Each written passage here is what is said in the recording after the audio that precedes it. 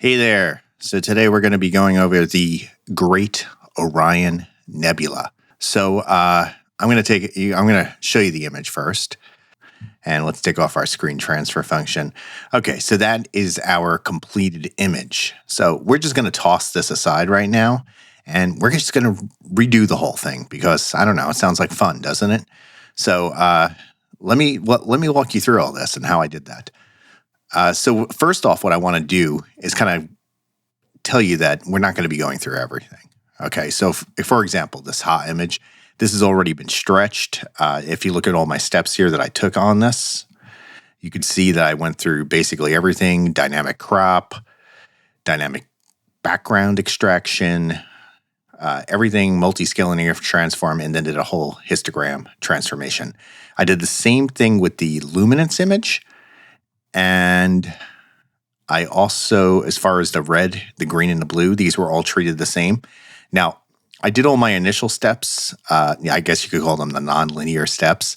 I did dynamic crop, background extraction, image identifier, renaming my image, deconvolution with blur, Xterminator, multi-scale linear transform. So that's that. So a lot of processing has already been done on these images. If you want to learn how to process something soup to nuts, I have a tutorial on how to do that with nebulas.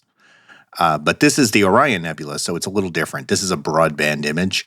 So that part of it is what we're going to be going over today. So let's start with this. I'm gonna move this over to the side here. And what I'm going to do as my first step is get my RGB image together. So what I'm going to go to Process, Color Spaces, Channel Combination. And in this channel combination, I'm going to drag in my red, my green, and my blue. And then we're just going to click this little circle, and there we go. I am going to hit Command A here on my Mac just to see what this is going to look like. Let's make it a little bit bigger. And you can see right now it really kind of looks greenish. But before we go any further, let's rename this to RGB2 because this will be my second RGB that I'm doing. And what I want to do is go to my screen transfer function. So let's go to the screen transfer function. And what we're going to do is unlink this. And then we're going to hit the auto stretch again. Okay, so now we got a preview of the stretched image here. It's put together. It's still in its linear state. And what we're going to do next is a color calibration. And to do that, we have to go to Process, Color Calibration. And I'm going to do a Spectrophotometric color calibration today, which is Pixinsight's best color calibration, and I encourage you to use it whenever you can use it and whenever it works. If you don't want to deal with all the pain in the ass that it is, I get it. Let me show you how to do it. First off, before we even start this, you have to solve the image. This image right now has not been solved because it was put together through a RGB combination, so it has no information in its FITS header. So we got to add them there. And what I'm going to do that is I'm going to go to Script, Image Analysis, Image Solver. So what I got to do in here is enter in my date that I took the image, an approximate date. It doesn't have to be perfect. And then I'm going to enter in my focal distance. And I shot this with my Red Cat. So that's about 249 millimeters, or at least that's what my ASI Air says. So I'm going to keep that number. And then I got to enter in my pixel size of my camera. And my camera has a pixel size of 3.76. That's an ASI 533 mm camera. Well, wait, one more thing.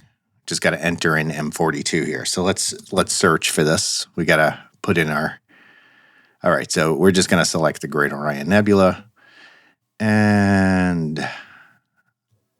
I think that is all we have to do. Okay. All right, so this takes a minute, but we'll be back. Okay, it looks like it may have been solved. I don't know. That was a little weird. Oh yeah, look at that. It was solved. So you can see that we have all our information now in the FITS header, so that's how you know it was solved.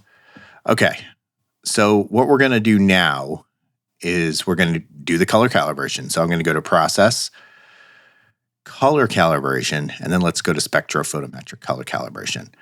First thing I'm going to do is select my camera's filters. Now, I don't know if your camera's filters are going to be in here, but mine's are. So I use the Antlia V Pro, and they're actually the first one on the list here, so it's kind of always easy to get to. So if you do have your filters on this list, I would select them.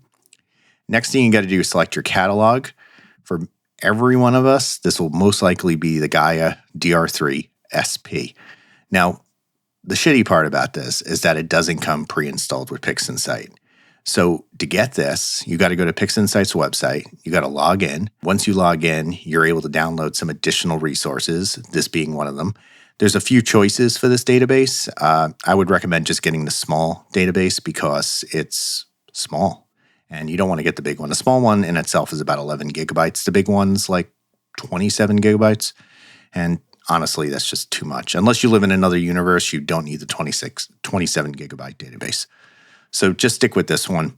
And you got to go through a whole process. I'm not going to get into that now, how to install it and everything else, but it does tend to be a little bit of a pain to do. So, all right, I'm going to just apply this now. And I have my database installed, so it shouldn't be a problem. So we'll be right back. Okay, this looks just about finished here. And what I'm going to do is just hit my screen transfer function over here by hitting Command A on my Mac. And there we go. So we have completed a color calibration. And let me show you what let's compare this. Let's just backtrack to before the color calibration. And you could see there's a little bit of a difference here in these two images. This one certainly being a little bit more greener before the color calibration, and this one being a lot more cleaner after the color calibration. So is the color calibration worth all that effort? I say it is, but I'm that type of person. Some people are not that type of person. So it's up to you, whatever you want to do. You could also do a simple color calibration, which is not as effective, but it's good enough. Okay, so the next thing that we want to do is to stretch our image. Right now we are in a linear state, but we have to get to a non-linear state with this. And you know when you're in a linear state when you see this little green stripe over here because the screen transfers on. If you could see what your image looks like and you see the green stripe, you're in a linear state. Now when you take this off, you're no longer in a linear state, but what you see is the linear image, which is not that amazing, right? So we got to bring this, to bring out the image, we got to bring this into a nonlinear image. And what we're going to do is to do that. And there's a few methods in Pixinsight, but my favorite is the Histogram Transformation. It's the most simple one. Okay, so now I'm going to open up a preview to see what my image looks like as I go along and do this. I'm going to check off this little checkbox here. And there we go. We're going to move this all the way over. And let's apply. Let's do it again. Repeat. Move it all the way over. And apply. Clear. Move it all the way over. And okay. You don't want to go too far. You want to make sure this still looks good. You don't want to blow out highlights and stuff like that. Okay. Actually, I think that looks good. That was only 3. Listen, this histogram transformation is very short. The Orion Nebula is a very dynamic image. It's a very delicate image. You want to be careful with it. So I'm going to leave it just at that, and I think it looks pretty good right now. So what we're going to do now that we've stretched the image is we're going to move on to just doing applying luminance through LRGB combination. So I'm going to go to color spaces, LRGB combination. And let me reset this just to show you right from the start. I'm going to unclick my R, G, and B. I'm going to click my chrominance noise reduction. And then I'm going to drag my luminance image right in here. And that's really all there is to it besides applying it. Okay, we are done with this. And let's take a little look back and see what see the effects of this. Okay, so that's before we added the luminance. And now this is right after we added the luminance. And I think it makes a pretty significant difference, honestly. You see a lot more, it brightens it up, brings out a lot more. But the next step is going to be even more fun, because what we're going to do is add our Ha in as luminance. But before we add the Ha in as luminance, what I'm going to do is I'm going to make a copy of this Ha image by just dragging this out and having a copy of it. And I'm going to take that copy and apply it as a mask on top of my image. Now, what I'm trying to do is to bring out all the smoke. I mean, not smoke, but dust. I keep calling it smoke. All the dust that's kind of around the Orion Nebula here. That wasn't in the image as we see it now. So let me take off this mask, and you don't really see a lot of dust in there. So I want to bring out more of that. And the way that I'm going to do that is by masking the Orion Nebula itself. So I'm going to invert this mask. So when I apply the Ha image, it does not affect the color of the Orion Nebula, but it does affect all the outer parts of the Orion Nebula. So let me start with that right now. I am going to minimize this Ha clone and put it over here. And I'm going to take this, or take the preview of the mask off. I'm going to drag the Ha into our LRGB combination. I'm going to uncheck RG and B, and I'm going to check the chrominance noise reduction. And let's start this. Looks like it is finished, and this looks amazing, in my opinion. I love it. I love all the dust surrounding the Orion Nebula right now. What I'm going to do is just take off my mask. And our next step here is to do Star Xterminator, to take our stars out, because we're going to do some intensity transformations. And I do not want to damage the stars. So I'm going to go to, let me just see, Mask Generation, Star Xterminator.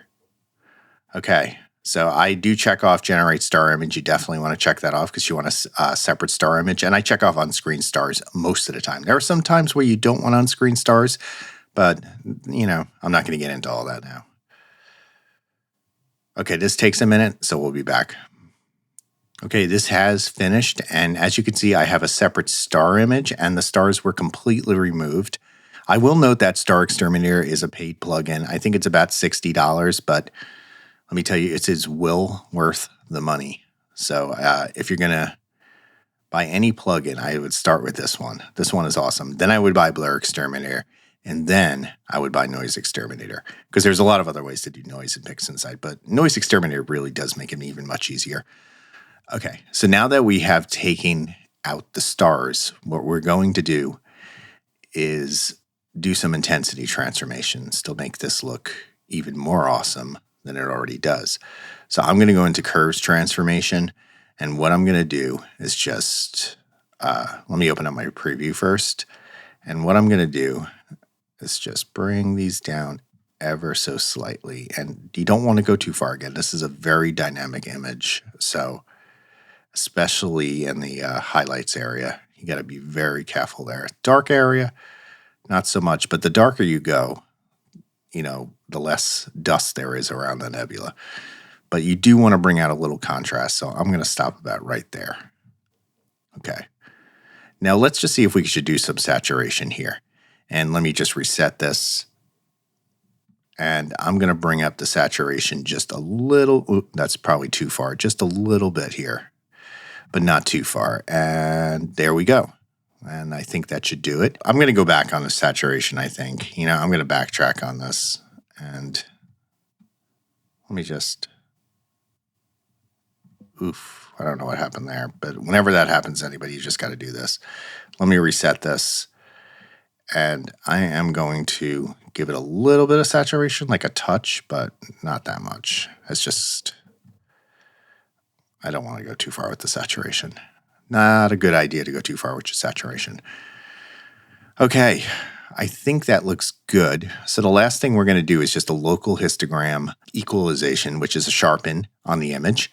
And I'm going to open this up right here, and I'm going to change my kernel radius to 100. I'm going to put my contrast at 1.6.